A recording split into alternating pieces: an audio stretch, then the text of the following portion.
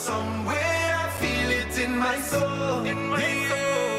One chance is everything we've waited for. It's our time, so let me take it home and knock it out of this world. That is the world where we going. All right, so we're going to leave the singing to, of course, Sean Paul and Kes from Trinidad and Tobago. And we're going to bowl off this midweek edition of the SportsMax Zone with cricket. 3 teams are now confirmed for the Super 8 phase of the T20 World Cup, with India being the latest and the first from Group A after beating USA by 7 wickets in New York earlier on Wednesday. Batting first, USA were ripped apart by player of the match Arshdeep Singh with 4 for 9 as they were restricted to 110 for 8 in their 20 overs, before Surya Kumar Yadav with 50 and Shivam Dubey 31 led the Indians to 111 for 3 with an unbroken 67-run 4th wicket stand. Well, India joined South Africa and the 2021 champions who secured their spot on Tuesday night comfortably, beating Namibia by 9 wickets as the men from down under chased 74 inside the power play. Well, Nikhil Uttamchandani, he's been following the T20 World Cup very, very closely. He joins us this afternoon via Zoom. Nikhil, how are you doing? Are you in Trinidad and Tobago? No, Maria, I'm not. I wish I was there for that blockbuster game tonight, but I'm actually covering the Antigua leg of the tournament. Would have been able to witness Australia up close last night, and what has really been a dominant run from them. Starting off in Kensington Oval in Barbados and now transitioning into Antigua. Yeah, I've just asked because I could just imagine how much fun you would have at the Brian Lara Cricket Academy for that match. But we're going to start with the teams that have already entered the Super 8. India, getting the job done today, and now they are one of the teams to be a part of the Super 8 competition. Have to say that was expected, right? Yeah, it was expected, but I think India and South Africa especially deserve credit. South Africa, the fact that they played 3 matches in New York, which I thought was definitely the most challenging surface for batters. And also when you think about South Africa and the pitches that they're used to playing on over in the Wanderers and in Port Elizabeth, it's very flat surfaces where the ball comes onto the bat. It's known for sort of its big hit, run scoring, and that hasn't really been the case in New York. So the fact that they've been able to make that adjustment, guys like Stubbs, guys like Klaasen have been able to change and alter the way they score their runs. I thought that was mostly impressive. But India deserve credit because Pakistan ran them close. They held their nerve. And even today, the USA challenged them at different intervals, but they really held their nerve, especially with ball in hand. I thought there was a period in the middle there where I think the USA went at 7 runs and over in the middle overs, and they could have easily got up to 140, which would have been a challenging total. But you just saw how much they backed the likes of Hardik Pandya with his use of conditions. Obviously, Jasprit Bumrah, who was exceptional again today. And really, everyone has chipped in, mainly their seamers because they played so much in New York.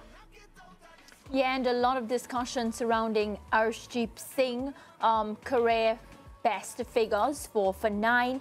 Many people felt as if he really, really stood out today. Yeah, I think Arshdeep has been brilliant, Maria. To go from a point where in the IPL, people were questioning whether it should be him, whether it should be Khalil Ahmed, who's another left-arm seamer, whether it should be Natarajan. They stuck with Arshdeep because he probably swings the new ball the most. I would say probably the most in India. And what he's done in this tournament, he's taken wickets with the new ball, which we know how important that is in the power play. But the ability to come back and bowl in different phases. Today, he bowled an excellent short ball. I think it was to get Harmeet Singh. And that's not something that we're used to seeing from him. Sort of using the pitch, going a lot shorter. So I thought the way he's sort of altered and advanced and adapted to conditions here in the Caribbean has been admirable. And he's probably been, after Jasprit Bumrah, their second best bowler in this tournament so far.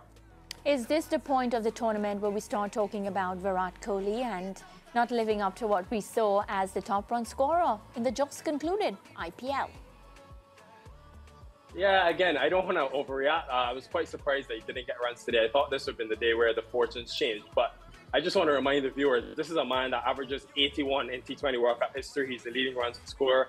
I'm sure it's only a matter of time. And the scary thing, I think, the scary thing for teams is that India are winning comprehensively, if you look at today, where their other batters are stepping up. And Virat is not even contributing. It's not to say he's getting a star and then not carrying on. He's literally got 1-1 0. So he literally is not having a part to play, and they're still winning games, which is a huge positive from their perspective. Nikhil, do you think India allowed the USA to make too many runs today? I'm sorry, I didn't quite hear a question in terms of India and the USA. Tell me again. Yeah, I want to find out if you think that the USA made too many runs today. If India allowed them to make too many runs, yeah. Yeah, I think to be honest, given the high standard India will hold themselves to, I think they would have probably felt they let the USA get too many. Yes. Especially in that middle period, given the way they started, both teams started well with a new ball, which you expect. But in the middle, the USA went at 7 runs and over, which I thought was quite good.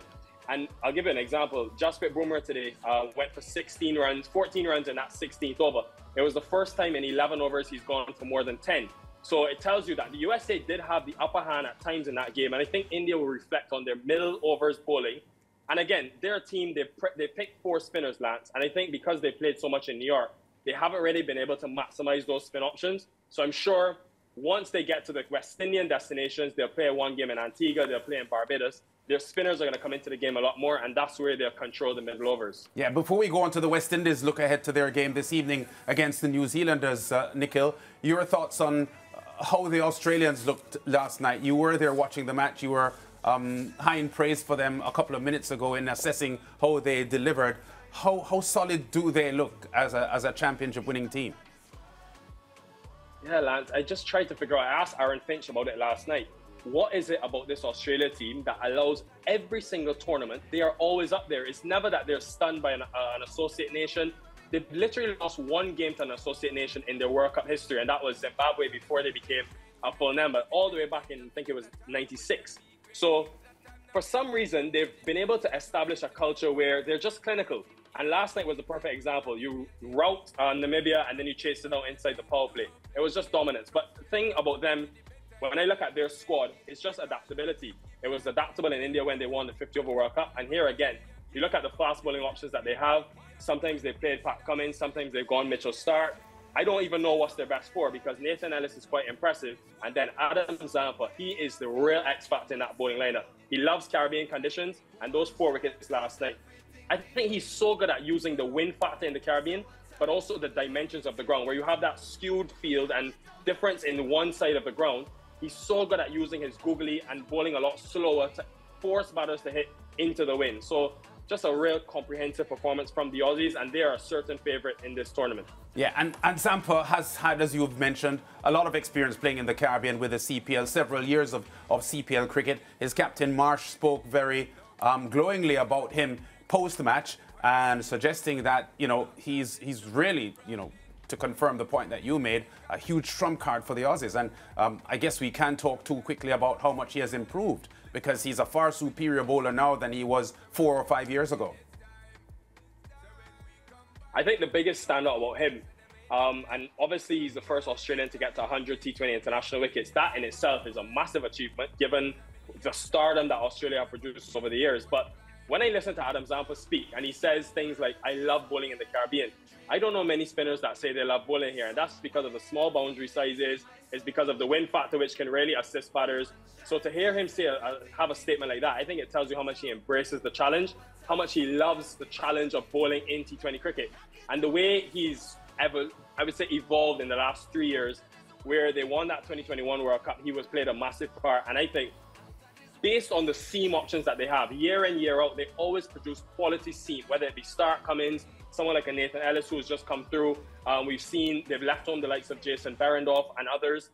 It's just been the spin where you can look at Ashton Agar and you can say he's not to the strength of probably a first-team frontline spinner.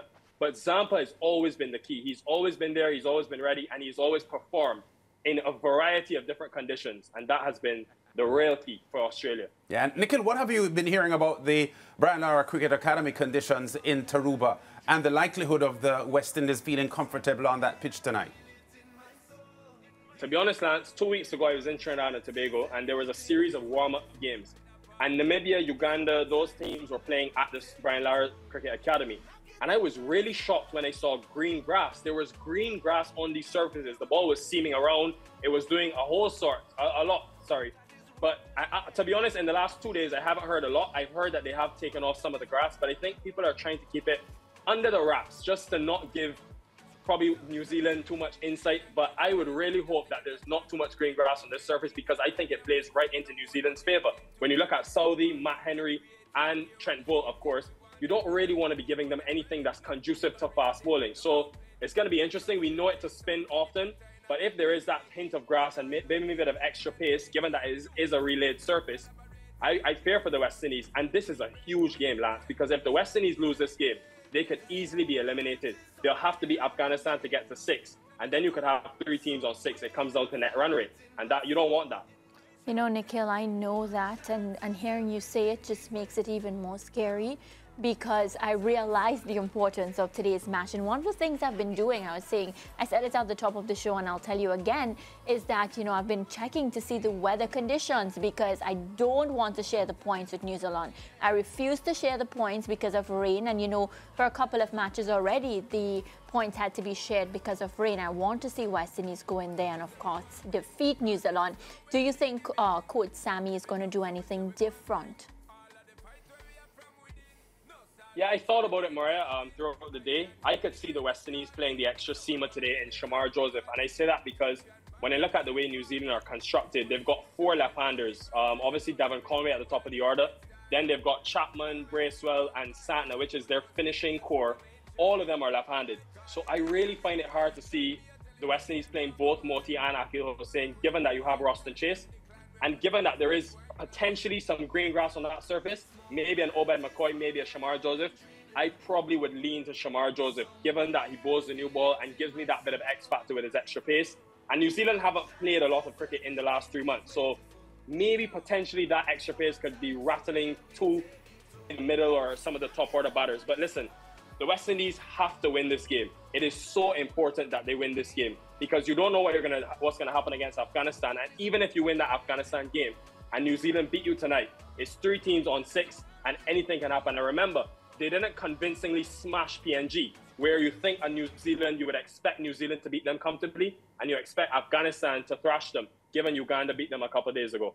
Yeah, well, Nikhil, we know a lot is on the line, and I'm hoping the next time we chat, we'll have something to celebrate. We'll talk again soon. Thank you so much for your time.